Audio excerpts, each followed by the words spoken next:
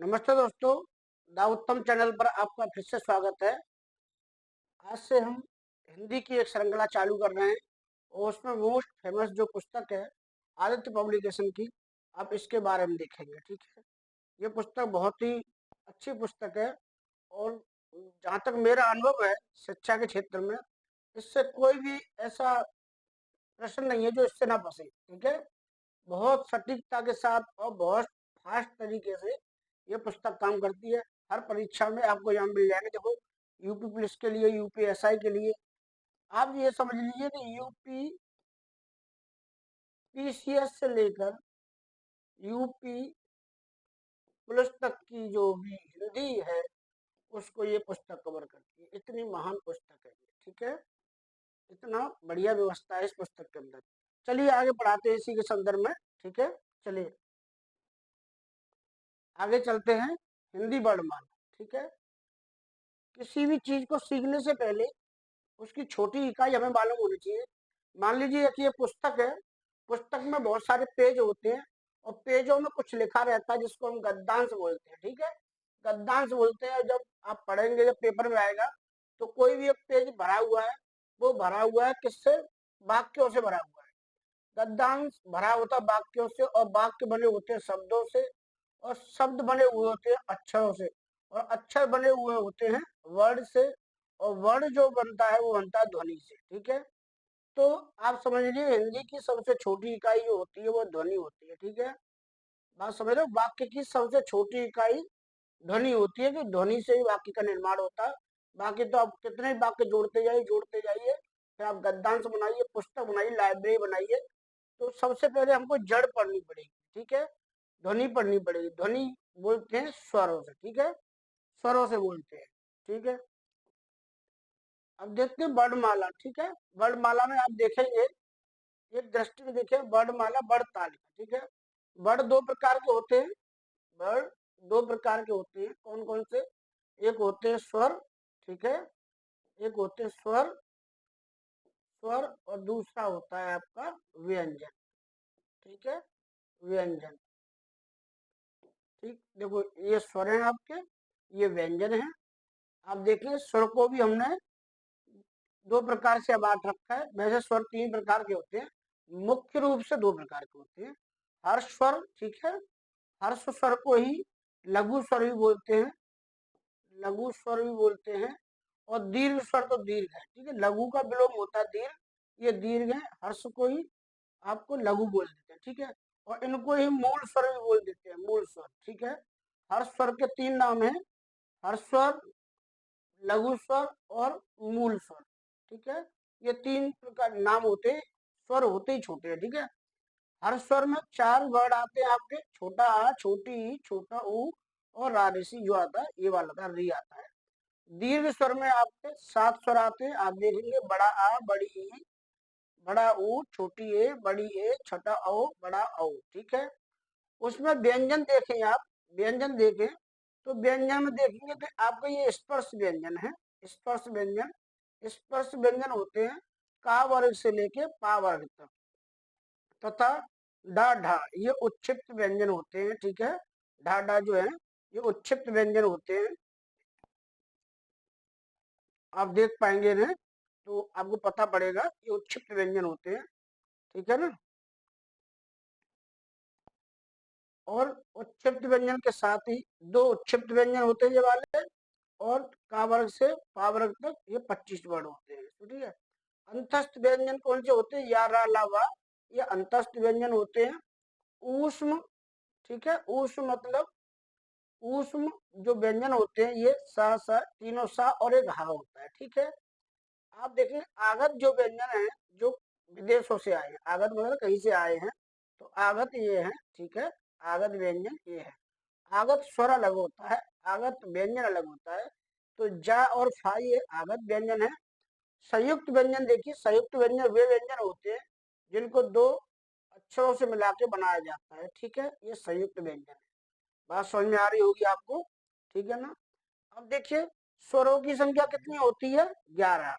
व्यंजनों की संख्या कितनी होती है? 41। टोटल मिला के जो वर्ड होते हैं वो बनते हैं 52। ठीक है, 52। यहाँ इसके हिसाब से वर्ड। लेकिन पेपर में जब आता है कि व्यंजनों की संख्या कितनी है, तो वहाँ 33 लिखा होता है, उसमें ये सारी चीजें नहीं जुड़ती हैं, अंतस यार अलावा ये नहीं जुड़ पाते हैं। ठीक है, तो यहाँ पर व्यंजनों की संख्या 41 हो रही है इन सबको मिला के। ठीक है, इन सबको मिला के यहाँ 41 हो रही है, 11 स्वर होते हैं, टोटल मिला के 52 होते हैं। कितने होते हैं? वर्णों की संख्या कितनी होती है? 52 होती है। यही देखें आप, उच्छित बोलते हैं ढ ढ। ठीक है, और विदेशी जो शब्द हैं इनको बोलते हैं जाफा। जाफा नुक्ता लग जाता है, अपनी हिंदी के अंदर जहाँ नुक्ता लग जाए तो वो विदेशी शब्द कहलाता है। ठीक, यहाँ तक समझ में आया होगा। आगे चलें।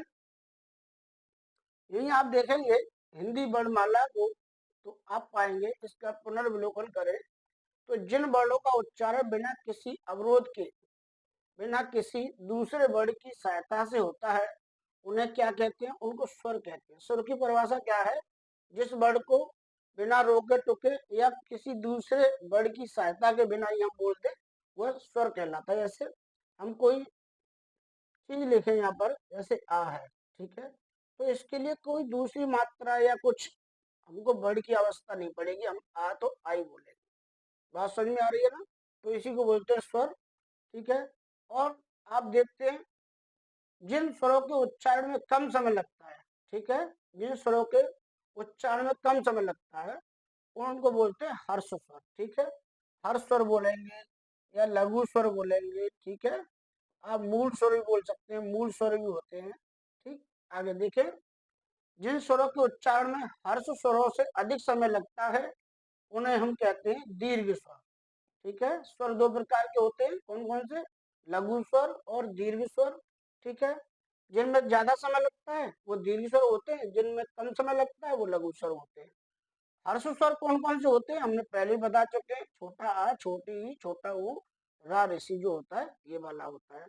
मूल स्वर इन्हीं को बोलते हैं, आ ई उ री। ठीक है, दीर्घ स्वर देखेंगे, ये पहले हम बता चुके हैं आपको, बड़ा बड़ी, बड़ा ऊ, छोटी है, बड़ी है, छोटा हो, बड़ा हो। ठीक है, अब देखें यहाँ पर हमने यहाँ स्वरों के बारे में लिखा है कि स्वर वैसे तो मुख्य रूप से दो प्रकार के होते हैं, हर्ष स्वर और दीर्घ स्वर, लेकिन एक तीसरा भी स्वर होता है, उसको बोलते हैं प्लूत स्वर। हर्ष स्वर में ये चारों आएंगे, छोटा आ, छोटी ई, छोटा ऊ, री आएगा।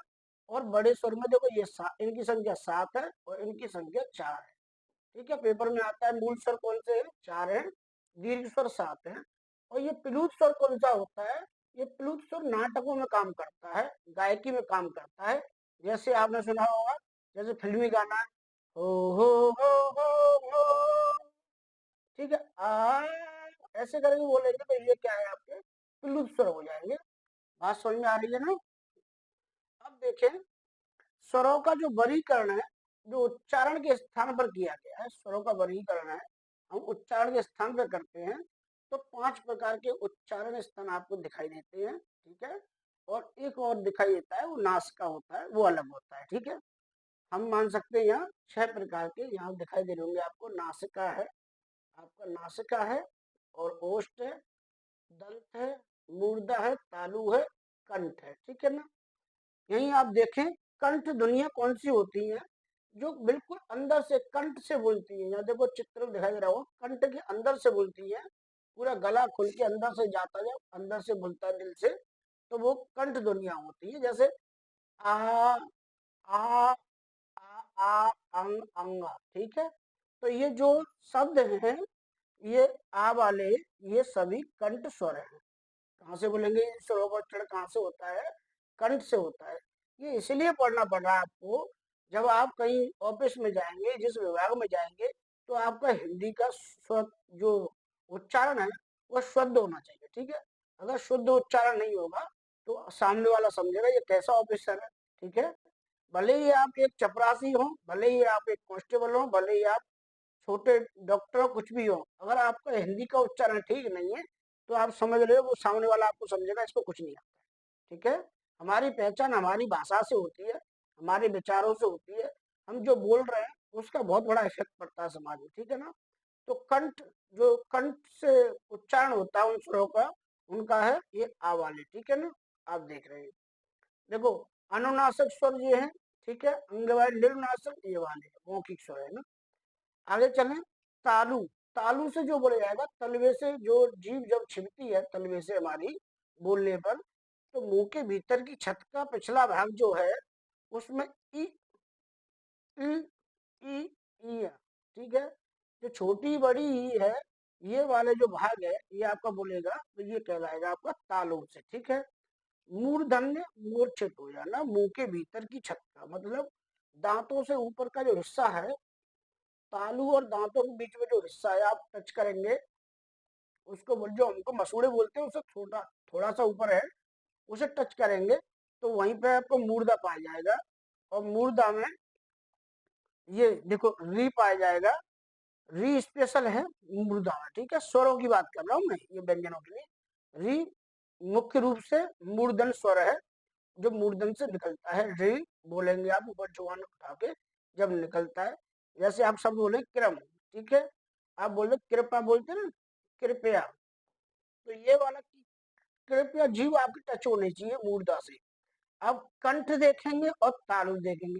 कभी कभी कंठ और तालु दोनों से मिलकर शब्द बनता है, उसे कंठ तालव्य बोलते हैं। कंठ तालव्य बोलते हैं। तो कंठ तालव में छोटी ए और बड़ी ए का समावेश पाया जाता है। ये बार बार प्रश्न पूछा जाता है, आप इसको कभी गलत मत करके आना, ठीक है।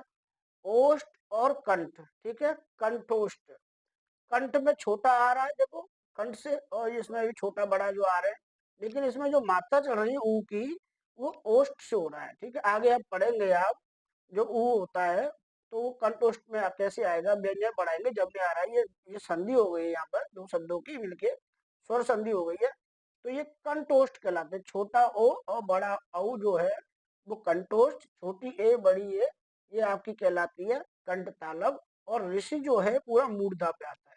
अब देखें ओष्ठ, देखें ओष्ठ, ठीक है। अब देखो ये ओष्ठ में आ रहा है छोटा ऊ और बड़ा ऊ भी ओष्ठ में आ रहा है, जो इन्हें बोलने पर ऊ ऊ होठ गोल हो जाते हैं, होठों की बड़ी भूमिका रहती है, ठीक है। तो आ और ऊ जो है, ये आ है यहाँ पर, ये ऊ है, दोनों को मिलाकर ओ कर दिया है, तो कंठ हो गया आकंठ से ऊ, ओष्ठ से, इसीलिए ये कंठोष्ठ बन गया है, ठीक है ना। ये कंठोष्ठ बन गया है। आगे चलें, आप देखेंगे व्यंजनों का वर्गीकरण, उच्चारण स्थान, ठीक है। व्यंजनों का वर्गीकरण करें तो देखेंगे आप कि व्यंजनों का देखो यहाँ सबसे पहले आप देखें, यहाँ पाएंगे आप कि अघोष जो लिखा हुआ है, अघोष, और फिर उसका सघोष, सघोष, सघोष, कहीं कहीं आपको घोष लिखा मिल जाएगा। डरने की कोई बात नहीं, बात एक ही बात है, घोष और सघोष, ठीक है। लेकिन ये अलग है। यहाँ आपको दिखाई दे रहा होगा एक अल्पप्राण, ठीक है, दो महाप्राण, तीन अल्पप्राण, चार महाप्राण, और ये फिर पांच महाप्राण, ठीक है। तो आप देख पा रहे होंगे ये जो वर्ड है, ठीक है, ये वर्ड है का वर्ग, ठीक है। ये कौन सा वर्ड है, का वर्ड है, ठीक है। और ये आपको देखिए चा वर्ड है, ठीक। आपका टा वर्ग है, और ये ता वर्ग है, और ये पा वर्ग है, ठीक है ना। तो का वर्ग में इसकी जो दुनिया का वर्ग की, तो आप देखेंगे ये पांचों दुनिया है। और ये पंचवा अक्षर है ना, ये पांचवा वाला, जो पांचवा आपको दिखाई दे रहे हैं ये वाले पांचों, इनको बोलते हैं नासिक दुनिया। कौन सी बोलते हैं, नासिक दुनिया बोलते हैं, या अनुनासिक ध्वनि बोलते हैं, क्योंकि इन्हें बोलने के लिए नाक का प्रयोग किया जाता है, नाक का स्वर लगता है, ठीक है। आप देखिए कंठ ध्वनियों में आप पाएंगे का, खा, गा, घा, ना, ठीक है। ना जो है कंठ ध्वनियों के अंतर्गत आता है, कंठ से बोलता है। कंठ से बोलने वाले क्या है, का वर्ग जो पूरा है, ये का वर्ग आपका, ये आपका पाएगा कंठ ध्वनियों के अंतर्गत आता है। वहीं आप देखें इसी जो वर्ग आपका दिखाई दे रहा है नीचे तक, तो इसमें अघोष, अघोष, ठीक है।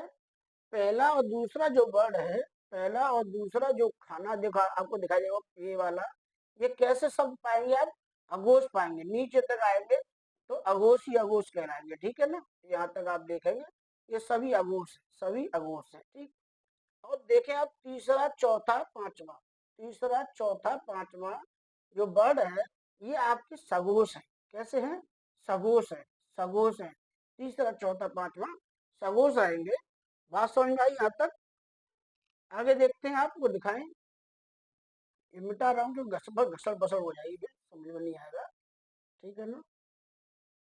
अगर आपको देखना है तो वीडियो बैक करके फिर से देख लेना, कोई दिक्कत नहीं है। अब देखेंगे अल्पप्राण वाली बात। अल्पप्राण महाप्राण, अल्पप्राण महाप्राण, अल्पप्राण महाप्राण, ठीक है। तो अल्पप्राण में पहला वर्ड, दूसरा वर्ड, तीसरा वर्ड, ठीक है, और पांचवा वर्ड। अल्पप्राण के अंतर्गत पहला, तीसरा, पांचवा वर्ड आता है, ठीक है। पहला, तीसरा, तीसरा और पांचवा वर्ड आता है। यहाँ दिखाई दे रहा होगा आपको कावर की, मैंने देखो यहाँ सारणी बनाई है आपके लिए, ठीक है ना। अब कहीं पूछा जाएगा कि इसमें अल्पप्राण ध्वनियां कौन सी है, तो ये पहला, तीसरा, ठीक है, पहला, तीसरा, पांचवा, पहला, तीसरा, पांचवा, ये सब अल्पप्राण है।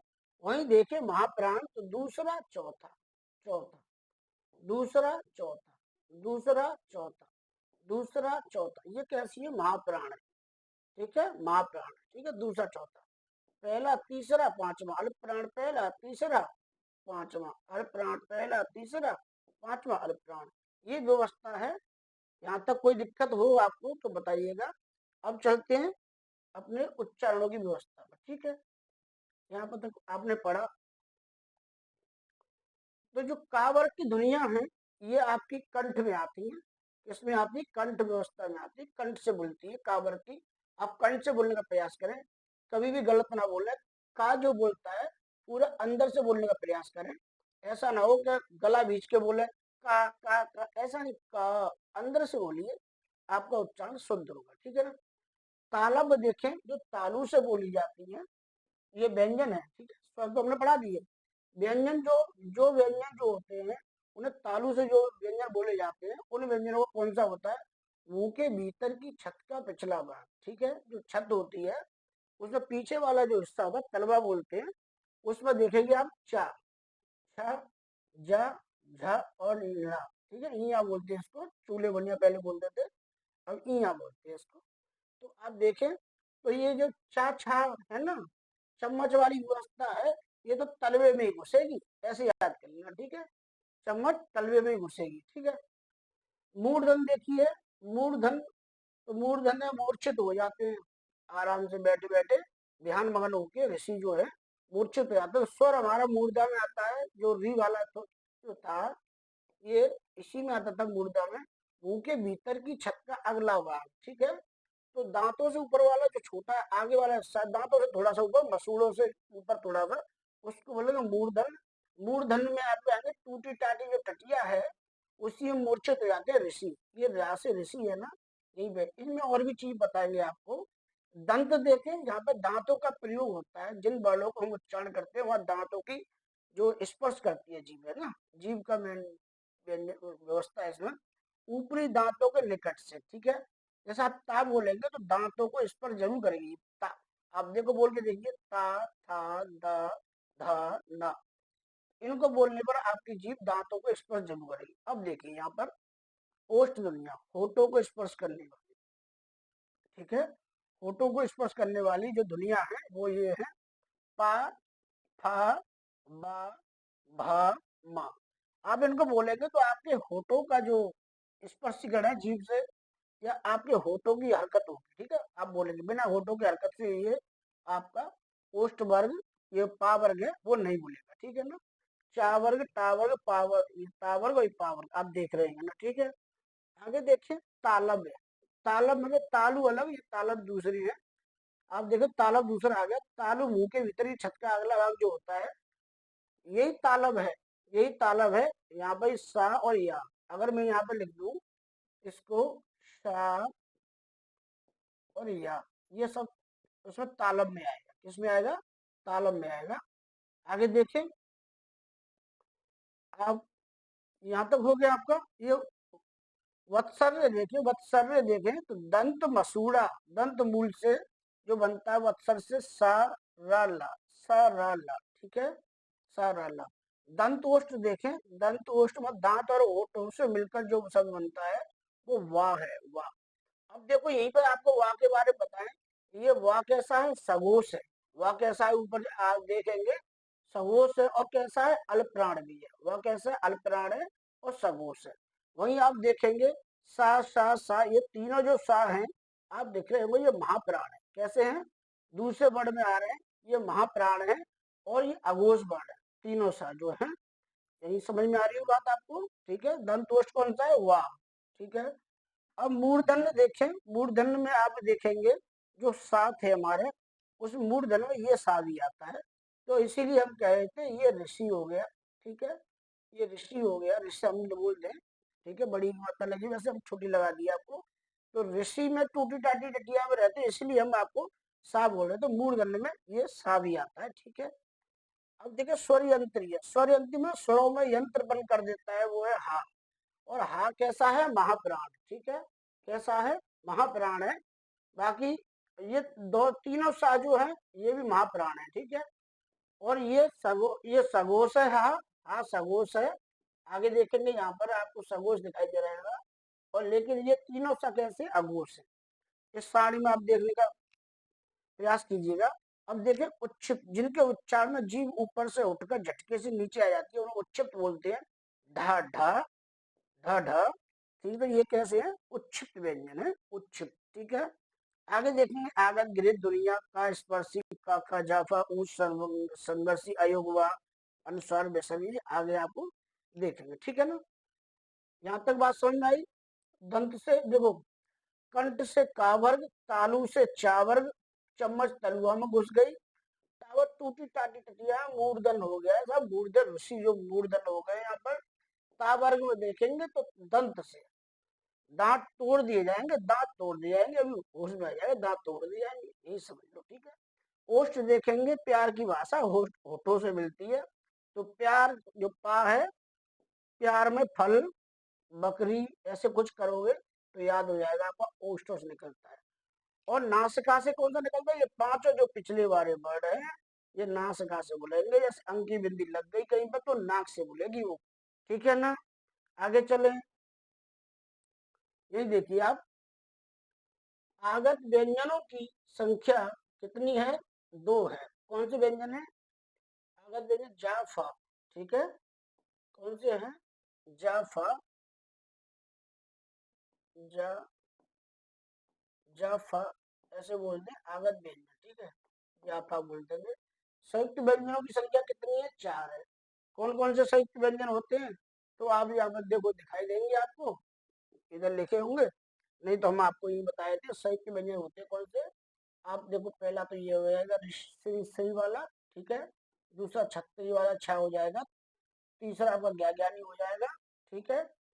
और आपका एक और हो जाएगा त्रि, ये वाला हो जाएगा। ठीक है, ये वाला, इसमें संयुक्त व्यंजन है, संयुक्त स्वर है ये, क्योंकि ये दो स्वरों से मिलकर बने हैं। आगे देखिए का वर्ग ध्वनिया पहले बता चुके हैं, का खा गा, ये वाला। चा वर्ग में कौन कौन सी ध्वनिया आती है ये भी हम आपको बता चुके हैं, चा वर्ग में आती है। चा वर्ग तलुआ से, और का वर्ग कंठ से। ठीक है। ता वर्ग टूटी टाटी टटिया मूर्धा से। ठीक है। टा ठा ढा ढा, और ये आप देख रहे हैं ता वर्ग दांत तोड़ देंगे तुम्हारे, तो ये किससे है? दंत से। ठीक है, दंत, दांतों के द्वारा स्पर्श कर दीजिए। पा वर्ग प्रेम की बात है, होठों की बात है। तो आप देखेंगे ओष्ठ, ओष्ठों से स्पर्श करती है ये पा वर्ग। ठीक है। अंतस्थ देखेंगे, अंतस्थ। ठीक है। तो यार अलावा वेरी इंपोर्टेंट प्रश्न है ये, क्वेश्चन है आपका, देखेंगे अंतस्थ जो स्वर व्यंजन होते हैं, सॉरी व्यंजन जो होते हैं, वो यार अलावा होते हैं। कौन जो होते हैं? यार अलावा होते हैं। ठीक है, यार अलावा होते हैं। अर्धस्वर देखेंगे, या और वाह, ये अर्धस्वर है। क्यों अर्धस्वर है? आपने बताया कि आई, मैं आई, तो इस आई को हम ऐसे भी तो लिख सकते हैं, आई। बात दोनों की सही है, इसीलिए ये इस स्वर का काम कर जाता है, अर्ध स्वर कहलाता है। ठीक है। वह देखेंगे, कौआ को देखेंगे हम, वह का भी प्रयोग दिखाए, कौआ। आप कौआ लिख दे ऐसे, कोई दिक्कत नहीं, सही बात है। लेकिन कौआ कहीं कहीं आपको ऐसे भी लिखा हुआ मिल जाएगा, और वो भी आपको सटीक मानना ही पड़ता है, कौवा। ये भी तो बात सही है। तो इस स्वर का ये काम कर रहा नहीं कर रहा है, इसीलिए या और वा को अर्ध स्वर बोला जाता है। लुंठित व्यंजन देखेंगे, लुंठित व्यंजन जो है रा है। कौन सा है? रा है, लुंठित है। ठीक है। अब देखेंगे पार्श्विक व्यंजन, देखेंगे पार्श्विक, ये ला है। ठीक है। अब पार्श्विक मतलब आप समझ लीजिएगा कि ये पार्श्विक व्यवस्था है तो ला की है, और लुंठित लुढ़क जाता है, ये रा है। ठीक है। ऊष्म संघर्षी व्यंजन कौन से हैं? ऊष्म और उनके अंदर संघर्ष भी करना पड़ता है, तो ये है तीनों सा और एक हा। ऊष्म संघर्षी ये व्यंजन है। आप देखेंगे उच्छिष्ट व्यंजन कौन से हैं? ढा ढा। कौन से हैं? डा ढा, ये उच्छिष्ट व्यंजन है। अघोष व्यंजन आपने देखे प्रत्येक वर्ग के पहले और दूसरे वर्ग जो थे, हमने बताया था आपको, वो अघोष होते हैं। उसमें देखो अघोष में ये तीनों सा बताए थे, ठीक है, और ये फा है। बात समझ में आई? सघोष व्यंजन जो होते हैं वो प्रत्येक वर्ण के तीसरे, चतुर्थ और पंचम वर्ण होते हैं, जिनमें देखेंगे डा ढा जा या रा ला वा हा, ये सभी क्या है? सघोष व्यंजन है, ठीक है। आगे आप देख पाएंगे वर्ण तथा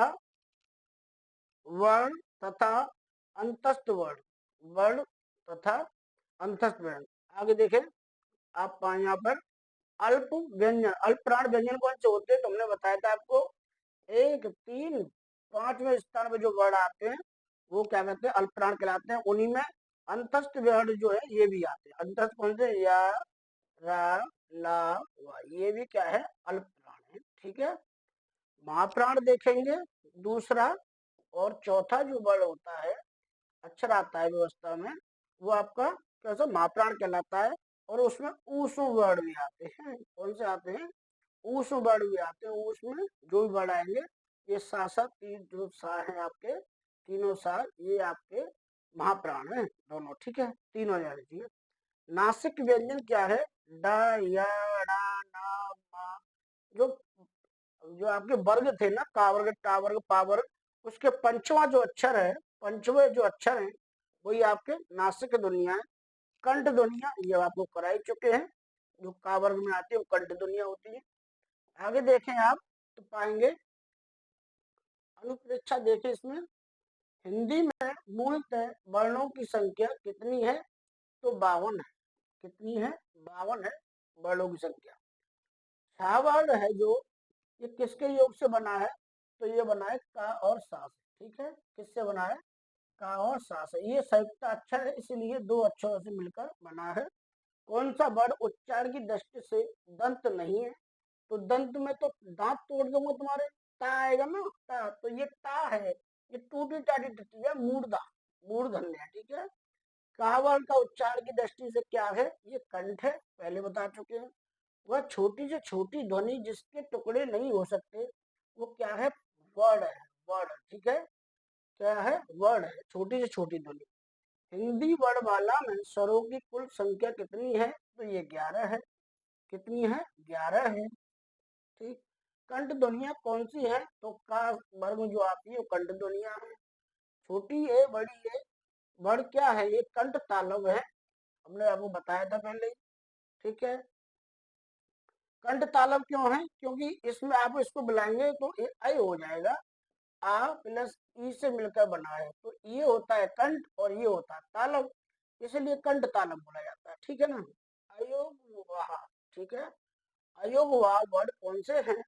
अयोग वाह होते हैं ये वाले, छोटी अंग बड़ी अंग है जो बोलते हैं, अंग अंग जो है इनको अयोग वाह बोलते हैं, क्योंकि इनका योग नहीं हो पाता है, इनकी व्यवस्था नहीं बन पाती है किसी के साथ, ठीक है। अघोष वर्ण कौन सा है? अघोष वर्ण आप जानते हैं जो पहले और दूसरे वर्ण व्यवस्था में जो है, ये अघोष वर्ण आते हैं तीनों सा, एक ही सा नहीं है, तीनों सा जो है ये अघोष वर्ण में आएंगे, ठीक है। एक ये वाला सा आएगा आपका, एक ये आएगा, ये तीनों सा अघोष वर्ण में आते हैं, और ये महाप्राण ध्वनिया होती है। कौन सी होती है? महाप्राण ध्वनिया होती है। हिंदी की सा ध्वनि तालव्य है, बिल्कुल सही है। कौन सा है? ये अघोष है, पहले ही पता है। यारालावा किस प्रकार के व्यंजन है? तो ये है अंतस्थ व्यंजन। इन्हीं पे इतने प्रश्न कराएंगे आपको, प्रश्न पढ़ते पढ़ते परेशान हो जाओगे, कम से कम 100 से ऊपर प्रश्न कराएंगे। अभी देखेंगे आप, तालब व्यंजन कौन से है? चम्मच घुस गई तलवे में, ठीक है, तो ये क्या है? ये सब यहाँ पर आ गए, देखो इकट्ठा कर दिया, सा को भी कर दिया, या को भी कर दिया, ठीक है। मूर्धन व्यंजन है, मूर्धन टूटी टाटी टटिया में, ठीक है, ये सब आ गया, सा भी आ गया, ऋषि वाला सा जो आ गया बताया हमने आपको, ठीक है। ओष्ट में आप देखेंगे पा फा भा मा सब आ गया। दंतोष्ट में वाह, दंतोष्ट दांत और ओष्ट जो बना है वाह बनता है। स्वर यंत्रीय, जो यंत्रीय को हिला दे वो हा होता है। ठीक, आगे देखेंगे आप, आगे देखेंगे आप। अब इस प्रश्न जो हमने आपको अब तक पढ़ाया है, इस पे आप प्रश्न देखेंगे और सारे प्रश्नों को जल्दी जल्दी करने का प्रयास करेंगे। यहाँ से प्रश्नों की व्यवस्था चालू करते हैं। आप देखेंगे पहला प्रश्न है आपका, हिंदी वर्णमाला में ऊष्म व्यंजन कौन से हैं?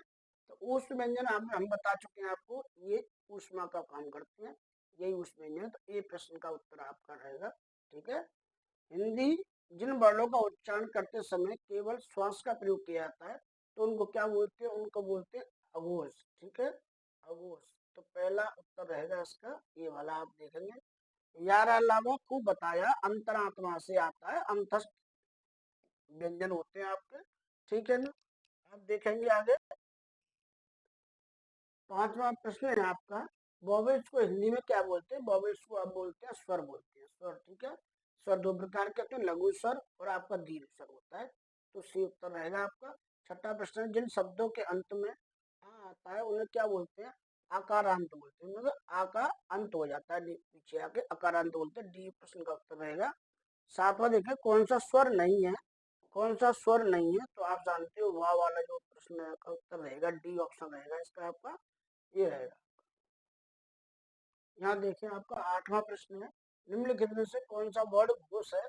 तो घोष वर्ड आप जानते हो, जो पीछे वाले होते हैं, तीसरे वाले वर्ड है वो घोष कहलाते हैं, घोष। ठीक है, तो यहाँ देखेंगे कौन सा घोष रहेगा? पा नहीं है आपका, तो आपका दा रहेगा। ठीक है, ये क्या रहेगा? सी रहेगा उत्तर आपका। आप देखें नौवां प्रश्न, भाषा की सबसे छोटी इकाई किसे कहते हैं? तो भाषा की सबसे छोटी इकाई क्या है? वर्ड है, हमने आपको बताया था, वर्ड है। और ध्वनि होता है, ध्वनि लगाते हैं। ठीक है, दसवां देखें, वर्णमाला किससे कहते हैं? ठीक है, वर्णमाला किसे कहते हैं? व्यवस्थित वर्ण समूह को वर्णमाला बोलते हैं। ठीक है, व्यवस्थित वर्ण समूह को। जैसे अभी आपको बताऊं का, पा, मा ऐसे लिख दो, तो ये व्यवस्थित नहीं है। का के बाद आपका क्या आएगा? का के बाद गा, खा आएगा, तो आपको खा लिखना पड़ेगा, उसके बाद आपको गा लिखना पड़ेगा। ये सारी चीजें व्यवस्थित होनी चाहिए। आगे प्रश्न देखें आप, निम्नलिखित में से कंठ ध्वनियां कौन सी हैं? कंठ ध्वनियां पहले ही बता चुके हैं, का खा जो कंठ ध्वनियां, कई बार प्रश्न कराया आपको। निम्नलिखित में से उच्चारण स्थान के आधार पर मूर्धन कौन सी है? टूटी टाटी टटिया मूर्धन जहां भी होगा आपको वो प्रश्न आपको लग जाएगा। डाडा इसी में आते हैं, टाटावाना टाटा डांडिया डाटकन इसी में आएगा। ठीक है ना, आगे देखें आप 13वां देखेंगे, इनमें से अल्प प्राण कौन से हैं? तो अल्प प्राण वर्ड कौन से होते हैं? पहला, तीसरा, पांचवा जो होता है अल्प प्राण होता है। अब देख लीजिए आप, पहला तीसरा कहाँ आ रहा है? का, खा, गा, तो ये गा तीसरा, पहला ये तीसरा है, तो आपका उत्तर बी हो जाएगा इसमें। ठीक है ना, तो देखना निम्नलिखित शब्दों में से नवीन विकसित ध्वनियां कौन सी हैं? जो नवीन ध्वनियां बनी है उनको बोलेंगे खा, गा। ठीक है, हिंदी पहले ही थी हमारी, बाद में हिंदी फारसी लोग आए, उन्होंने क्या है, जा के नीचे नुक्ता लगा दिया, कभी खा के नीचे नुक्ता लगा दिया, तो ये क्या है? नवीन विकसित दुनिया हुई। ठीक है ना, 15वां प्रश्न देखेंगे आप, निम्नलिखित में से कौन सा घोष वर्ड है? तो घोष आप जान सकते हो, पीछे वाले जो तीन होते हैं वर्ड वो घोष कहलाते हैं। अब आप देख लिए पीछे वाले वर्ड कौन से? काखा ये नहीं होगा, आपका माँ रहेगा, माँ पांचवा अक्षर है, तो पीछे वाले तीसरे अक्षर उनमें ये भी आ रहा है, तो सी उत्तर रहेगा आपका, सी उत्तर है। ठीक है, 16 देखिए, निम्नलिखित में से एक वर्ड व्यंजन नहीं है। तो व्यंजन नहीं है तो ये ए नहीं है, ये स्वर है। ठीक है, उत्तर ये रहेगा। 17वां देखेंगे, निम्नलिखित में से कौन सी ध्वनि ओष्ठ नहीं है? ओष्ठ नहीं है, तो ये दांत तोड़ देंगे तुम्हारे भी, तो ता हो जाएगा, ता, दांत में ता। आप यही देखें 18वां प्रश्न है, भाषा में मूलतः वर्णों की संख्या कितनी है? तो मूलतः वर्णों की संख्या 52 रहेगी। ठीक है ना, आप स्वर पूछेंगे तो 11 बताएंगे, और वर्ड जो व्यंजन पूछेंगे तो 33 बताएंगे। ठीक है ना, अगर पूछेंगे तो, और पूरे ऑल ओवर वर्ड पूछेंगे तो 52। 19वां प्रश्न देखते हैं, निम्नलिखित में से नासिक व्यंजन कौन सा है? तो नासिक आप समझ रहे हो, पंचवा जो अक्षर होता है वो नासिक होता है। 20वां प्रश्न देखेंगे, छोटी एर और बड़ी एर वर्ड क्या है? तो ये क्या है? कंठ तालव्य हो जाएगा आपका, ये प्रश्न हो जाएगा, क्योंकि इसका जो निर्माण हुआ है ए का, ये छोटा आ और प्लस ई से मिलकर बना है, ये संधि है। ठीक है, इसीलिए इसको ए बना है, इसीलिए इसको कंठ तालव्य बोला जाता है। क्योंकि आ स्वर जो है कंठ है और ई जो है ये तलवा से बोली जाती है, इसलिए कंठ तालव इसको बना दिया गया। आगे देखें आप 21वां प्रश्न, निम्नलिखित में से किसे हिंदी की मानक वर्णमाला स्थान नहीं दिया गया है? तो किसको नहीं दिया गया है? इसको नहीं दिया गया है, श्री को नहीं दिया गया है, ये वर्णमाला में नहीं है। आप देखें निम्नलिखित में से, आप ये करेंगे ये ला कैसे हो, तो इस पर ला पे हम ये ऋषि की मात्रा लगा सकते हैं, यहाँ भी लगा सकते हैं, ये तो है ही है, तो ये नहीं है, ठीक है, मानक नहीं है इसमें। निम्नलिखित शब्दों में से किस शब्द के द्वित व्यंजन है, मतलब डबल व्यंजन किसमें है? तो दिल्ली में आपको डबल व्यंजन नजर आ रहा है, यही आपका डबल व्यंजन है, ठीक है। यहाँ भी आधा है पर ये सा अलग है ता अलग है, इसीलिए नहीं हो रहा है, ठीक है। आगे देखें 23वां, सा श स ह कौन से व्यंजन कहलाते हैं? तो आप देखिए इसमें इनको क्या बोला जाता है, आपको ऊष्म संघर्षी व्यंजन बोला जाता है, ठीक है ना। 24वां देखेंगे, छ आपका डी उत्तर रहेगा इसमें। छ ध्वनि किस स्वर के अंतर्गत आती है? तो आप समझ लीजिए ये संयुक्त अक्षर के अंदर आती है। चार प्रकार के, उत्तर सी रहेगा, चार प्रकार के संयुक्त अक्षर होते हैं आपका। ये आपका सिरा होता है, एक आपका त्रा होता है, एक आपका ज्ञानी होता है, और आपका एक ये छत्तीस ज्ञान होता है। ये चार संयुक्त अक्षर होते हैं। 25वां देखेंगे, हिंदी शब्दकोश में छा का क्रम किस वर्ण के बाद आता है? तो ये का के बाद आएगा, क्योंकि छा को बनाने के लिए आपको का, ठीक है, प्लस सा का मेल करना पड़ेगा, तभी जाके इसका निर्माण होगा, ठीक है ना। आगे देखें, यहाँ देखेंगे आप 26वां प्रश्न है, ज्ञान जो वर्ड है किन वर्णों के उच्चारण से बना है? तो ये वाला इससे बना है, ठीक है ना, बी उत्तर रहेगा आपका। 27वां देखेंगे, निम्नलिखित में से अघोष वर्ड कौन सा है? अघोष वर्ड कौन सा है? अघोष पहले जो पहला और दूसरा जो वर्ड होते हैं का वर्ग में, अब किसी वर्ग में, वो अघोष कहलाते हैं। तो आप देख लीजिए कौन सा आपका कहाँ मिलेगा, तो जो सा है ये अघोष कहलाएगा। ये दूसरे वर्ड में आपको नजर आते हैं तीनों सा, ठीक है। ये कौन सी ध्वनि है? महाप्राण ध्वनि है, महाप्राण ध्वनि है, अघोष है, ठीक है। 28 देखिए, घा का उच्चारण स्थान क्या है? का खा गा गा ये कंठ से आते हैं। 29 देखेंगे, निम्नलिखित में से संयुक्त व्यंजन कौन सा है? संयुक्त व्यंजन आप देखेंगे ज्ञानी है, ठीक है, अभी आपको बताए थे। आगे देखें आप, कौन सा वर्ण उच्चारण की दृष्टि से दंत नहीं है? तो दंत से ता तो है ही है, ये तो होगा नहीं, ता था दा ना, और ये टा नहीं होगा, टूटी टाटी टटिया, ये व्यवस्था अलग रहेगी आपका, तो उत्तर डी रहेगा। 31 देखें, कौन सा अमानक वर्ड है जिसका हम मान नहीं करते? ये वाला वर्ड जो है सी उत्तर रहेगा आपका। 32 देख लें, छा वर्ड किसके योग से बना है? तो कितनी बार प्रश्न आ चुका है, ये का और सा से बना है, ठीक है। चारों जो संयुक्त अक्षर हैं उनके बारे में हम आपको आगे जो प्रश्न आएगा उसमें बताऊंगा जरूर कि चारों बने कैसे ना। आज देखें, हिंदी वर्णमाला के स्वरों की कुल संख्या कितनी है? स्वरों की कितनी संख्या है? तो ये 11 है। कितनी है? ये 11 है, ठीक है, आपको उत्तर रहेगा ये। आगे देख आगे देखें, निम्नलिखित में से कौन सा स्वर नहीं है? कौन सा स्वर नहीं है? तो जा ये स्वर नहीं, ये व्यंजन है, उत्तर डी रहेगा। 35 देखें, निम्नलिखित में से कौन सा टा वर्ग का नहीं है? टा वर्ग में कौन सा नहीं आता? ये गा नहीं आएगा, ये का वर्ग का होता है, इसलिए उत्तर आपका डी रहेगा। 36 देखेंगे, हिंदी वर्णमाला में व्यंजनों की संख्या कितनी है? तो व्यंजन है 33, स्वर है 11, और टोटल वर्ड कितने हैं? ये है 52, तो आपका उत्तर रहेगा बी, ठीक है ना। आगे 37, निम्नलिखित में से कौन सा पच्च स्वर है? ठीक है, पच्च स्वर है जो बिल्कुल पीछे से बोला जाता है, तो आप गला फाड़ेंगे तो आगे लिए, ये पच्च स्वर है, ठीक है, पच्च स्वर बोलेंगे इसको। 38 देखेंगे, खड़ी पाई वाले व्यंजनों का संयुक्त रूप कैसे बनाया जा सकता है? तो कैसे बनाया जा सकता है? तो खड़ी चौपाई को हटाकर, ठीक है, खड़ी चौपाई को हटाकर, ठीक है। तो ये कहना क्या चाह रहा है? जैसे आप संयुक्त अक्षर बनाना हमको, ठीक है, आ है, ठीक है, और इसको हम कैसे, आल है, आल है, ठीक है, आल है, प्लस आपका हो जाएगा ही, ठीक है, और मैंने लगा दिया हिमा। तो आपको ये खड़ी पाई हटानी पड़ेगी, तब जाके इसका हिमालय बनेगा, ठीक है ना, इसको पीछे वाली पाई हटानी पड़ेगी, ये कहना चाह रहा है आप। 39 देखिए, विसर्ग से बना शब्द कौन सा है? तो विसर्ग दो बिंदी जो लगी रहती है वो विसर्ग कहलाता है, बी उत्तर रहेगा, निष्प्रय। 40 देखिए, इनमें से कौन सा वर्ड स्वर है? स्वर देखेंगे तो जो ए है यही स्वर है आपका, उत्तर आपका ए रहेगा इसमें। ठीक, आप देखें 41 में देखिए, निम्नलिखित में से अंतस्थ व्यंजन कौन सा है? या रा ला जो हमने बोले थे आपको, या रा ला वा, ये सब क्या है? अंतस्थ व्यंजन है। तो प्रश्न आपका बी रहेगा इसमें। उत्तर आपका 42 देखिए, ओ का उच्चारण क्या है? तो ओष्ठ जो होता है, ये ओष्ठों से छिप जाते हैं, ओ कंठोष्ठ। तो कंठ से क्यों है कंठोष्ठ? इसका ये कारण है, आ प्लस ऊ से मिलकर बना है। किससे बना है? ऊ से बना है। तो जो आ है ये तो कंठ है, ठीक है, ये कंठ है। ये कौन सी ध्वनि है? ये कंठ रहेगी आपकी। और ये जो है ये ओष्ठ है, तो इसीलिए इसको कंठ ओष्ठ नाम दिया गया यहाँ पर। ठीक है, तो उत्तर आपका डी रहेगा। 43 देखेंगे, चा चा और छा वर्ड का उच्चारण स्थान का चम्मच घुस गई तलवे में, तो तालू हो जाएगा, उत्तर ए रहेगा। 44 देखिए, का गा जा फा ध्वनियाँ किसकी हैं? तो आप देखेंगे ये ध्वनियाँ कैसी हैं, इनमें नुक्ता लगा हुआ है, नीचे देखेंगे आप, यहाँ नुक्ता लगा हुआ है। तो इसका मतलब ये कैसी भाषा हो जाएगी? अरबी फारसी हो जाएगी, ये विदेशी भाषा यहाँ पर आपको दिखाना है।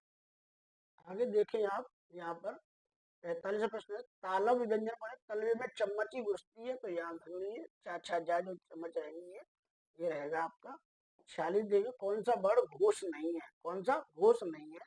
तो घोष नहीं है तो अघोष होना चाहिए। तो कोई जो वर्ड होते हैं, वर्ग होता है, पहला दूसरा अघोष होता है, ठीक है, और जो तीसरा चौथा ये सघोष होते हैं या घोष होते हैं। अब यहाँ देख लीजिए, अघोष नहीं है मतलब अघोष नहीं है, घोष नहीं है, तो उसका मतलब अघोष होना चाहिए। तो कौन सा होगा? ता। ता पहला ही आया, ता वर्ग आता पहला, तो पहले ही आ गया, तो अघोष हो, ठीक है ना।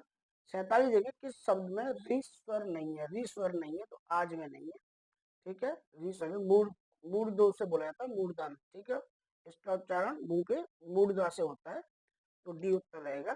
यहाँ याद करते रहिए। यहाँ आप देखें 48 है, किन ध्वनियों को अनुस्वार कहा जाता है? तो स्वर के बाद आने वाली नासिक ध्वनियों को क्या बोला जाता है? अनुस्वार बोला जाता है। नासिक ध्वनियाँ कौन सी है? ये वाली, और आपकी सॉरी, ये तो आपका ये हो जाएगा, और आपका एक ये हो जाएगा। ये नासिक ध्वनियाँ हैं, नाक से बोलेंगे, नाक के स्वर, ठीक है, बिंदी लग जाएगी नाक के, ठीक, ये उत्तर रहेगा। ओ औ किस प्रकार के वर्ड हैं? तो आप कंठोष्ठ कितनी बार बता चुके हैं, डी उत्तर है। 50 लिखिए, हिंदी वर्णमाला में वर्ड हैं कितने? 52 है। व्यंजन कितने हैं? 33 है। स्वर कितने हैं? 11 है। लगाते जाइए, हटिए मत पीछे। स्वर ध्वनि के प्रकार है, स्वर ध्वनि के प्रकार है, तो आप देखेंगे दीर्घ भी है, हर्ष भी है, और प्लुत भी। हमने बताया था ना, प्लुत कौन से होते हैं? हो हो तो ये क्या है? ये प्लूस पर है भाई, ये डी ऑप्शन रहेगा आपका। यहाँ पर देखिए तो डी ऑप्शन रहेगा। आगे आप देखें, 52वां प्रश्न है, आधुनिक व्याकरण की दृष्टि से बा वर्ड कैसा है? तो बा तो आप समझ लिए, ये तो पहले तो ओष्ठ ध्वनि है, ठीक है, ओष्ठ ध्वनि है। और ये पापतिन फापल बाबा तीसरा है, तो ये आपका ये अघोष हो जाएगा, तो घोष भी हो जाएगा, ठीक है। तो बा देखिए कहाँ है? घोष भी हो जाएगा। तीसरा है तो प्राण भी होगा, ठीक है ना। और आपका वाह है, दंतोष्ठ वाह, वाह दंतोष्ठ भी लगा दिया ना, तो ये आपका यहाँ तक से मिल रहा है, ठीक है, यहाँ से मिल रहा है, ये भी उत्तर रहेगा। आप देखिए 53 निम्न से अर्धस्वर कौन सा है? तो अर्धस्वर मैं कई बार बता चुका हूँ, ये अर्धस्वर है, क्योंकि हम बता चुके हैं। या को यहाँ प्रयोग कर लीजिए, आई, और यहाँ भी आप बनाएंगे तो आई, तो इस ई का ये काम कर जाता है, आई का, तो अर्धस्वर कहलाता है।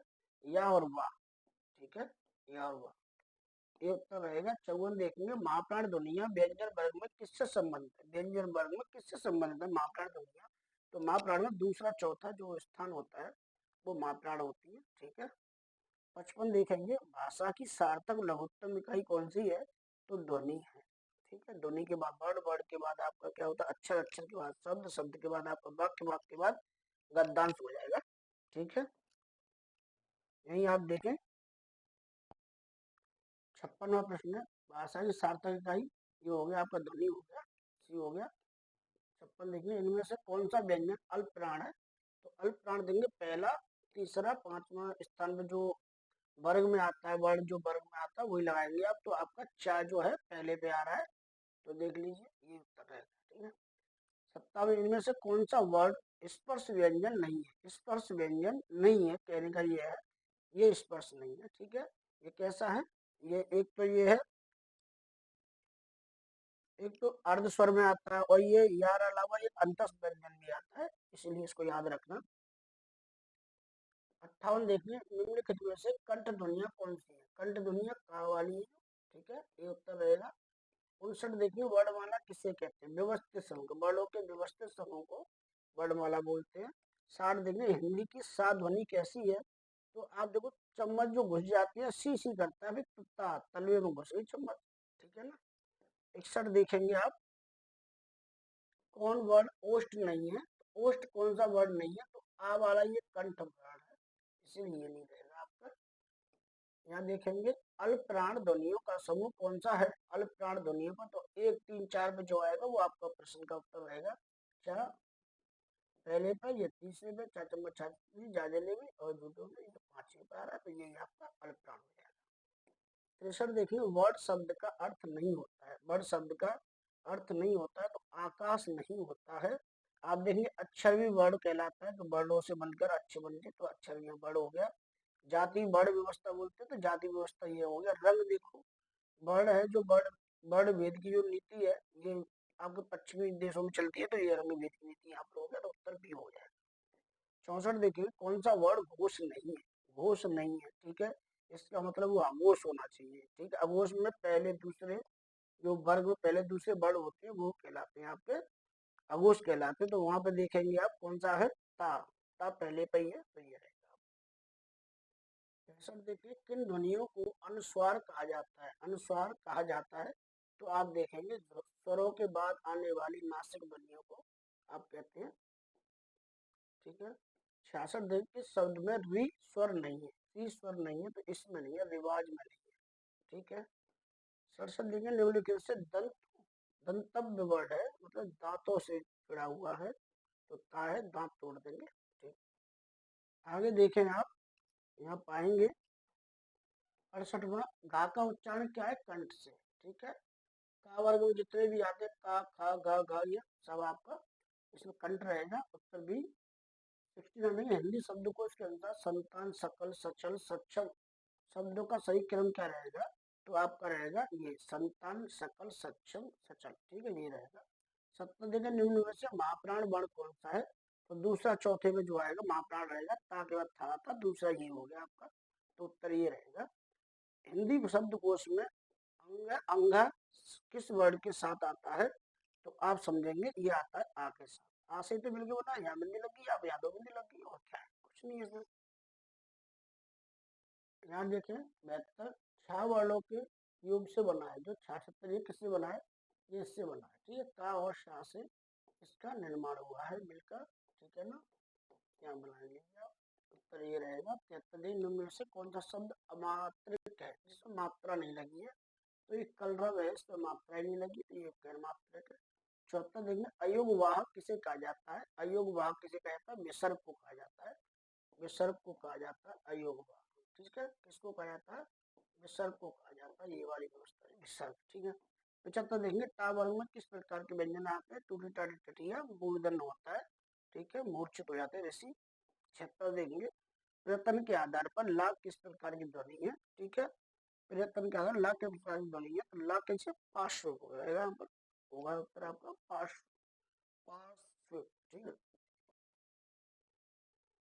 ये आपका 76 का उत्तर रहेगा पार्श्विक। 77 देखेंगे, हिंदी वर्णमाला में अंग, अंग है का क्या है? ये क्या चीज है? ये अयोगवा है, इसका योग नहीं हो सकता, अयोगवा है। ठीक। 78 है, निम्नलिखित व्यंजनों में से कौन सा संयुक्त व्यंजन नहीं है? तो कौन सा नहीं है? तो ये नहीं है। ठीक है, बाकी ये है, तो ये है। ठीक है। और यहीं पे जब आ गया प्रश्न, तो मैं आपको ये बता देता हूँ कि इसका जो निर्माण है वो का और प्लस सा से होता है। ठीक है, ये वाला उत्तरा का होता है ता प्लस ये रा से होता है। ठीक है ना, ऐसे होता है। और इसका देखिए, इसका हो जाता है ये सा प्लस रा से होता है तो ये सरा हो जाता है, ठीक है ना। आगे चले, इसका उत्तर बी रहेगा, ये नहीं है इसमें, ठीक है। निम्नलिखित एक और होता है वो ज्ञानी होता है, इसमें भी दो बने होते हैं। इसमें आपका पहले तो आपका ये वाला रहता है, ये रहेगा आपका, ये रहेगा और प्लस आपका या रहेगा, ऐसे करके बनता है ये, ठीक है। और 79 देखने में से कौन सा व्यंजन स्पर्श संघर्षी है, तो अब जा देखिए स्पर्श संघर्षी ये है, ठीक है। 80 देखिए हिंदी वर्णमाला में व्यंजनों की संख्या कितनी है, तो ये 33 रहेगा। टोटल वर्ड पूछेंगे तो 52 रहेगा, स्वर कितने रहेंगे, 11 रहेंगे।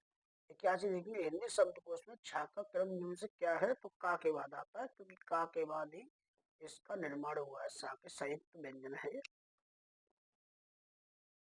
ऐसे देखिए ए के उच्चारण का स्थान नाम है, स्थान का नाम, ए के उच्चारण का स्थान नाम क्या है, तो ये कंठ तालब्ध हो जाएगा, ठीक है, पहले बता चुके हैं, दो बना हुआ है।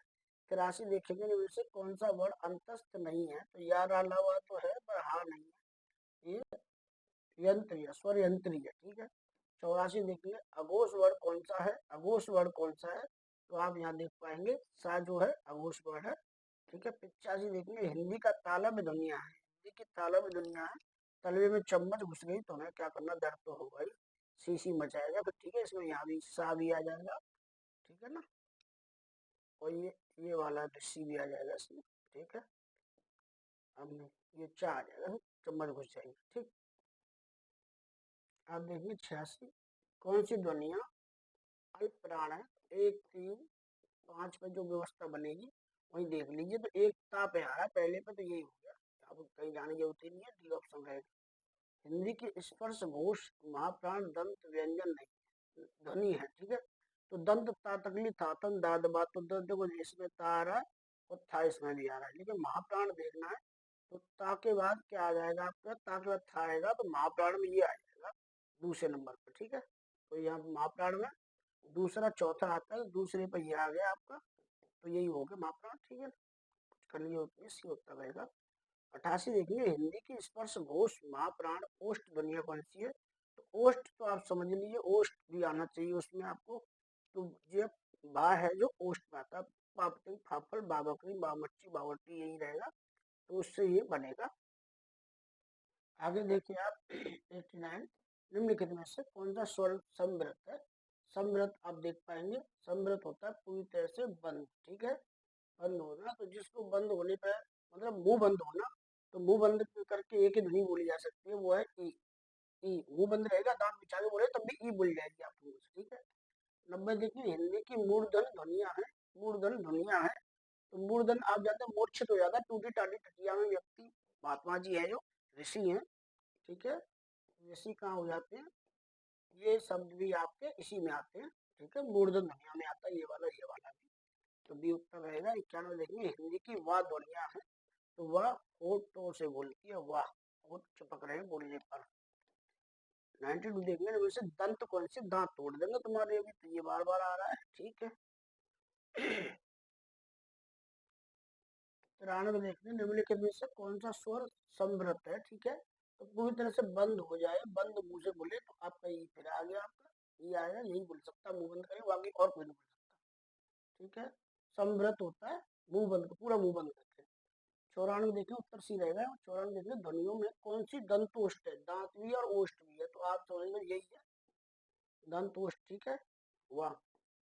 निम्नलिखित वर्णों में से कौन सा मूर्धन है, मूर्धन तो समझ लो ऋषि टूटी टाटी टटिया मूर्धन हो जाएंगे, ये वर्ड भी री स्वर जो इसमें आता है, और सा जो है ये वाला भी ऋषि में आता है, तो 96 देंगे सा ध्वनि का उच्चारण कौन सा है, तो सा आप सदत, तो जो सा है ना चम्मच घुस जाती है तो सी कहा जाता है अभी, तो कौन सा है, तलवे में घुस जाती है चम्मच, ठीक है, चार वर्ड जो होता है। निम्नलिखित से कौन व्यंजन पार्श्विक है, पार्श्विक जो व्यंजन है आपका ला रहेगा, ठीक है, कौन सा रहेगा, ला रहेगा, इसका उत्तर ला है। निम्नलिखित में से कौन संयुक्त व्यंजन नहीं है, तो आपका उत्तर ये भी रहेगा, पहले ही प्रश्न आ चुका है, ये सारे हमने करा दिए, ठीक है, उत्तर बी रहेगा इसका। 99 देखिए यार अलावा अंतस कई बार बोल दिया, कितनी बार बोल दिया, अंतस्थ रहेगा, सी उत्तर रहेगा आपका। देखते रहिएगा, थोड़ा सा फास्ट काम कराना पड़ रहा है कि आप थोड़ा समय ना, बहुत बच्चे गरीबी की स्थिति से जूझ रहे हैं, बच्चों को मालूम ही नहीं है न व्यवस्था है। निम्नलिखित में से कौन अर्ध स्वर का निम्नलिखित में से अर्ध स्वर कौन सा है? अर्ध स्वर कौन सा है? तो आधा स्वर हम कई बार बता चुके हैं आपको, ये रहेगा या वह जो है ये अर्ध स्वर है, कई बार उदाहरण दिया है, ये उत्तर रहेगा। इनमें से कौन संयुक्त व्यंजन नहीं है? तो संयुक्त व्यंजन ये नहीं रहेगा, ठीक है। डी। निम्न में से कौन सा व्यंजन पार्श्विक है? तो पार्श्विक हम बता चुके ला है, ठीक है ना। भाषा विज्ञान की दृष्टि से ऊ किस प्रकार का स्वर है? ऊ किस प्रकार का स्वर है? तो आप देखेंगे ऊ जो है पश्य स्वर है, पश्य, ठीक है। पार्श्व संयुक्त स्वर रहेगा इसमें। वा का उच्चारण क्या है? दंतोष्ठ रहेगा, इसमें है तो लगाइए, ठीक है। सी उत्तर रहेगा। 105 कौन सी ध्वनि महाप्राण नहीं है? महाप्राण ने तो अल्प प्राण होनी चाहिए, तो अल्प प्राण के लिए 1, 3, 5 नंबरों पर वर्ड आना चाहिए वर्ग में, ठीक है। तो आप देखेंगे इसमें 1, 3, 5 कहाँ पर है, वही उत्तर आपका रहेगा। विचार देखेंगे ये वाला आपका तीसरे स्थान पे आ रहा होगा, इसीलिए बना दिया इन्होंने। उत्तर सी रहेगा इसका, ठीक है ना। किस वर्ग का उच्चारण स्थान कंठ तालव है? तो कंठों से यही है कंठ तालव, ठीक है। इसका 107 देखेंगे उनमें से कौन सा व्यंजन संघर्षी है? तो आपका संघर्षी यही है, ठीक। 108 देखेंगे, सी रहेगा। निम्न से कौन सा व्यंजन स्पर्श संघर्षी? स्पर्श भी होना चाहिए, संघर्षी तो हाँ हो गया, लेकिन यहाँ स्पर्श संघर्षी पूछा है, तो कौन सा रहेगा? जार है, ठीक है। ये उत्तर रहेगा। विसर्ग से बना शब्द कौन सा है? निष्पर है, ठीक है। यहाँ विसर्ग लगा हुआ है इसलिए, ठीक। आप देखेंगे 110वां प्रश्न, तालव व्यंजन कौन सी है? चम्मच घुस गई तलवे में, ठीक है ना। 11 में देखिए 111 कौन सा वर्ड घोष नहीं है? घोष नहीं है तो ये ता है, ये अघोष है। 112 देखिए किस शब्द में री स्वर नहीं है? री स्वर नहीं तो आज में नहीं है, पहले ही प्रश्न आ चुका है, करा दिया इसको, ठीक है ना। आगे देखिए, ये यहाँ से आपके विराम जो चिन्ह होते हैं उनसे संबंधित प्रश्न है, ठीक है। कांता प्रसाद गुरु जी ने अंग्रेजी भाषा से इन शब्दों को जो चिन्ह है इनको लिया गया है, उसके संबंध पे आ गया। हालांकि मैंने इसके बारे में आपको ज्यादा पढ़ाया तो नहीं, लेकिन डायरेक्ट प्रश्न पे आता हूँ मैं, इसमें है भी नहीं कुछ, ठीक है। प्रश्नों से हल कर लोगे आप। किस वाक्य में विराम चिन्ह का उचित प्रयोग नहीं है? ठीक है, तो इसमें कौन सा चिन्ह नहीं है? तो ये वाला नहीं है। देखो सुनो सुनो, ये 2 बार नहीं होगा, ठीक है। तो ये गलत हो रहा है इसमें, ये आपका उत्तर रहेगा, सी उत्तर है। दूसरा देखिए, निम्न में से कौन विराम चिन्ह का प्रकार नहीं है? तो कौन प्रकार? उपदेशक कोई विराम चिन्ह नहीं होता है, तो ये सी उत्तर रहेगा आपका। आगे देखेंगे आप, ये है तीसरा, जहाँ वाक्य की गति अंतिम रूप ले ले, विचार के तार टूट जाए, वह किस चिन्ह का प्रयोग किया जाता है? तो ये पूरे वाक्य खत्म हो गया तो यह चिन्ह का प्रयोग किया जाता है, फुल स्टॉप का, ये पूर्ण विराम होता है, ठीक है। पूर्ण विराम इंग्लिश में इसको पॉइंट बोल देते हैं, यहाँ ये पूर्ण विराम। विराम चिन्ह का प्रयुक्त होता है, कहाँ पर होता है? आप देखेंगे संयोजक चिन्ह, ठीक है, चिन्ह प्रयुक्त होता है संयोजक चिन्ह के रूप में, ठीक है। संयोग मतलब आगे बढ़ाने के लिए, यहाँ से रोक दिया फिर आगे जोड़ेंगे यहाँ से, ठीक। विराम का अर्थ क्या है? विराम का अर्थ होता है ठहरना या रुकना। रुक रुक के पढ़िए। छठा देखिए, श्री कामता प्रसाद गुरु जी के अनुसार विराम चिन्हों को किस भाषा से लिया गया है? तो ये अंग्रेजी से लिया गया है। आगे देखिए, श्री कामता प्रसाद जी के अनुसार विराम चिन्हों की संख्या कितनी है? ये 20 है, ठीक है, 20 है। 8वां है, अल्प विराम चिन्ह को पहचानिए। अल्प विराम जो चिन्ह होता है ये कॉमा होता है, ठीक है। तो ये हो गया आपका पहला उत्तर, ये रहेगा। आशीष राहुल राजा, या कॉमा लगना चाहिए, ठीक है। तो ये उत्तर रहेगा आपका, ये रहेगा, इसमें ज्यादा कुछ जानने की जरूरत नहीं। 10वां प्रश्न है, आनंद घर आया, थोड़ी देर रुका और चला गया, ठीक है। वाक्य उचित विकल्प क्या? आनंद घर आया, ठीक है, आया तो कॉमा, थोड़ी देर रुका, ठीक है, और चला गया, तो क्या कॉमा व्यवस्था बनेगी? तो ये रहेगा उत्तर आपका, ये, ठीक है ना। मैं कृष्ण के घर पहुंचा, कॉमा, परंतु वह नहीं मिला, ठीक है। तो कौन सा है? कॉमा आ जाएगा, कॉमा, ये कॉमा नहीं, ये वाला कॉमा, ये ऊपर वाला, ये नीचे वाला, तो नीचे वाला कॉमा आना चाहिए, ये ऊपर होता है, तो उत्तर आपका सी रहेगा, ठीक है ना। आगे प्रश्न है, समानाधिकरण शब्दों के मध्य में किस विराम चिन्ह का प्रयोग किया जाता है? समानाधिकरण चिन्ह के बीच में, तो ये कॉमा का किया जाता है, जैसे राम, राधा और मीरा, ठीक है। तो ये ऐसे कॉमा लगेगा, तो ये उत्तर रहेगा बी, आपका उत्तर रहेगा इसमें, ठीक है। अब देखेंगे 13वें वाक्य में जब एक ही प्रकार की कई दो संज्ञा आए तो उनके बीच किस प्रकार चिन्ह लगता है। तो आप देखें डी उत्तर रहेगा, ये लगाइए, तो एक साथ संज्ञा आ रही है तो कॉमा लगाया इसके बीच में, और कुछ नहीं। अब छंदों में एक चरण की समाप्ति पर किस प्रकार का चिन्ह लगता है। तो आप छंद पढ़ेंगे, वैसे 4 पंक्ति होती है, 4 पंक्ति होती है छंद में। तो पहले पे कॉमा, दूसरे पे फुल स्टॉप, पहले पे कॉमा, दूसरे पे फुल स्टॉप, तो किसका लगता है, कॉमा लगता है। मेरा उत्तर आपका एक। 15 देखिए, रामू जो बड़ा है अच्छा खिलाड़ी है, रामू जो बड़ा है अच्छा खिलाड़ी, कल उसकी टांग टूट गई। वाक्य में उचित विराम चिन्ह का प्रयोग बताइए। तो उचित विराम चिन्ह जाएगा अल्प विराम, ठीक है, ठीक है, अल्प विराम, कॉमा, जो कॉमा बोलते हैं इसको, ठीक है। आगे देखेंगे, जाना है तो जल्दी जाओ, वाक्य में उचित विराम का चिन्ह क्या रहेगा। तो आप देखेंगे इसमें, आप देखिए जहाँ जल्दी जाओ, उचित विराम चिन्ह का प्रयोग हुआ है इसमें ए, अल्प विराम, ठीक है, कॉमा लगेगा। माँ मेरा कल्याण करो, वाक्य में उचित विराम का चिन्ह बताइए। तो इसमें कौन से चिन्ह लगे हुए आप देखेंगे, तो इसमें कॉमा लगा हुआ है, ठीक है, माँ मेरा कल्याण करो, ठीक है।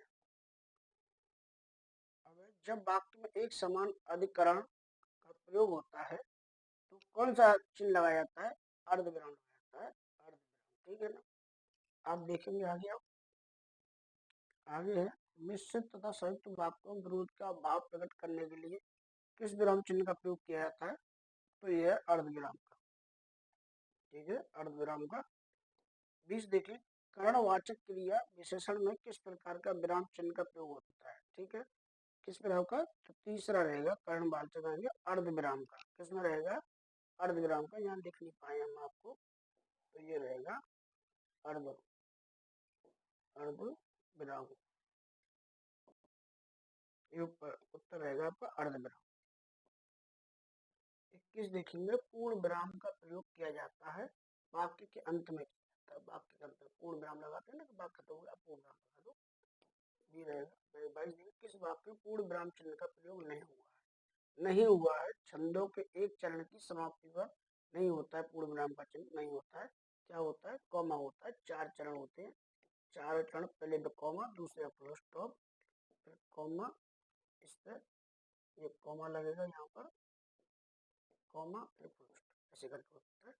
तो उत्तर डी रहेगा। 23 से तुम कब आओगे, प्रश्नवाचक चिन्ह है इसमें। 24 देखिए, आहा तुम्हें पाकर कितना आनंद आ रहा है, वाक्य में उचित विराम चिन्ह का प्रयोग कीजिए। तो इसमें क्या रहेगा, निश्चय बोलिए, आहा हा मजा आ रहा सब। 25 देखिए, कबीर वाणी के डिटेक्टर हैं, डिक्टेटर हैं, ठीक है, इस वाक्य में किस विराम चिन्ह का प्रयोग हुआ है। तो इसके क्या उनकी विशेषता होता है, उदाहरण दे रहे हैं उनके बारे में, ये उत्तर रहेगा। 26 देखेंगे, संयोजक चिन्ह को किस अन्य नाम से जानते हैं, किस अन्य नाम से जानते हैं। तो ये है समासिक छंद संयोजक, ठीक, समासिक छंद होता है, इस जो योजक जो होता है, जैसे मैं द्वंद्व समास का उदाहरण हूँ, रात और दिन, तो ये इसमें मुझे द्वंद्व समास के अंदर ये योजक चिन्ह लगाना पड़ेगा, तभी ये बनेगा। प्रश्न 27 है, भूल सुधारने अथवा शब्द में किसी त्रुटि को सही दिखाने के लिए किस कोष्टक का प्रयोग किया जाता है।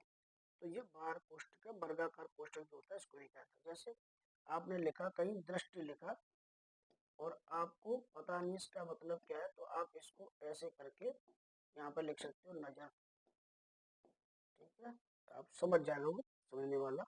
आप देखेंगे आगे, पुनरुक्ति का लाघव चिन्ह को पहचानने, ठीक है, पुनरुक्ति और लाघव चिन्ह को पहचानने। तो यहाँ पर जो आपको दिखाई नहीं दे रहा होगा, ठीक है, तो आपका तो ये वाला है, यहाँ पे वाह ऐसे करके लगा रहेगा, ठीक है। तो ये उत्तर रहेगा। अभी ये प्रश्न आप देख नहीं पा रहे तो छोड़ दीजिएगा, ये सही तरीके से नहीं आया है, ठीक है ना। ये देखिए, पांचलिकी कांता प्रसाद गुरु जी ने किस नाम से आविर्भूत किया है। तो इसको किया है रेखा से, ठीक है, किससे किया है, रेखा से, पांच चिन्ह को, ठीक है, रेखा से किया है। आगे देखें, हंस पद किस विराम का एक और नाम है हंस पद, किस विराम का एक और त्रुटि, ठीक है। तो हंस पद किस विराम का एक और नाम है, हंस पद। इसमें कंफ्यूजन लग रहा है, ठीक है, तो एक बार देख लीजिएगा, ये प्रश्न थोड़ा सा कंफ्यूजन वाला है। तो हंस पद त्रुटि के लिए आता है, लोक विराम से पूर्ण विराम तो नहीं आता है, फिर भी आप देख लीजिएगा। 32 देखें, तुल्यता सूचक चिन्ह किसको कहते हैं। तो जैसे तुलना करनी हो ऐसे है ना, तुलना किसकी करनी हो, जैसे 2 बराबर 3 माइनस 1, तो ये तुलना हो गई, ये दोनों बराबर है, तोल के देखेंगे तसवी पर तराजू पर, तो दोनों की बात बराबर बैठेगी, ये समझ ना। तो तुलना तो डी ऑप्शन रहेगा। पाषाण देखो यहाँ पाषाण पत्थर बिरोजा इंद्र, ठीक है, तो उसका बता रहा है, ये उसका तुलना करनी है बराबर के लिए। समाप्ति सूचक चिन्ह की पहचान क्या है, तो देखो समाप्ति सूचक चिन्ह की जो पहचान है ये है, ठीक है। अब जैसे ये पेज समाप्त हो रहा है तो इन्होंने ये चिन्ह बना के दिया है, तो ये समाप्ति सूचक हो गया। आप देख लें कि शब्द में ए स्वर नहीं है, ए स्वर नहीं है, तो ये देखो ये है वैदिक, ठीक है, वैदिक में ये स्वर नहीं है, समय है। आप देखें आगे 36वां प्रश्न देंगे, किसी बड़े अंश का संचित रूप दर्शाने के लिए किस चिन्ह का प्रयोग किया जाता है, तो ये है लाघव चिन्ह का प्रयोग किया जाता है, ठीक है ना। आप देखिए 37, सही विराम चिन्ह का वाला वाक्य चुनिए, तो आपका रहेगा छी, छी मतलब एक घृणा से हो गया, एक आपको ऐसा फील हो रहा है, तो उत्तर सी रहेगा। 38 देखेंगे, जहाँ योजक चिन्ह का प्रयोग नहीं करते हैं वो पहचानिए, योजक चिन्ह का, तो डी कर्मधारय समास से बने शब्दों में योजक चिन्ह का प्रयोग नहीं किया जाता है, तो ये बिल्कुल सही है। हिंदी का ये लास्ट प्रश्न है, और मैंने आपको पूरा वर्णमाला कराने का प्रयास किया। किसी कठिन शब्द को स्पष्ट करने के लिए किस विराम चिन्ह का प्रयोग किया जाता है कठिन शब्द को, तो आप देखेंगे तो आपका कोष्टक है, ठीक है। जैसे कोई कठिन शब्द आपने लिख दिया, मैंने अभी बताया था, दृष्टि लिख दिया आपने, दृष्टि लिख दिया, ठीक है, दृष्टि लिख दिया, तो अब आपको इसको समझना है, तो ये आपको लिखना पड़ेगा, दृष्टि मीन्स क्या होता है, नजर होती है, ठीक है, नजर होती है ना, आप समझ रहे हो, ऐसे करके आप देखेंगे। चलिए दोस्तों, इन्हीं सारे प्रश्नों से, इन्हीं सारे वर्ड जो व्यवस्था बताई गई है, जो हमने सारी व्यवस्था को बताई, इनसे सारे प्रश्न आपके हर परीक्षा में फंसेंगे। इन्हीं शब्दों के साथ मैं विदा विदा लेना चाहूँगा आपसे, और मेरे द उत्तम चैनल को आप क्या है लाइक सब्सक्राइब शेयर करने का प्रयास कीजिए, और अच्छा लग रहा है, बाकी तो रहने दीजिए, कोई दिक्कत नहीं है, ठीक है। आप ऐसे डालेंगे द उत्तम, तब भी आ जाएगा हिंदी में, और इंग्लिश में लिखेंगे ऐसे द उत्तम, चाहे कैपिटल में बड़े में, तो सब में आपका नाम मेरा लिख के आ जाएगा, ठीक है, द उत्तम, ठीक है। Thank you for watching.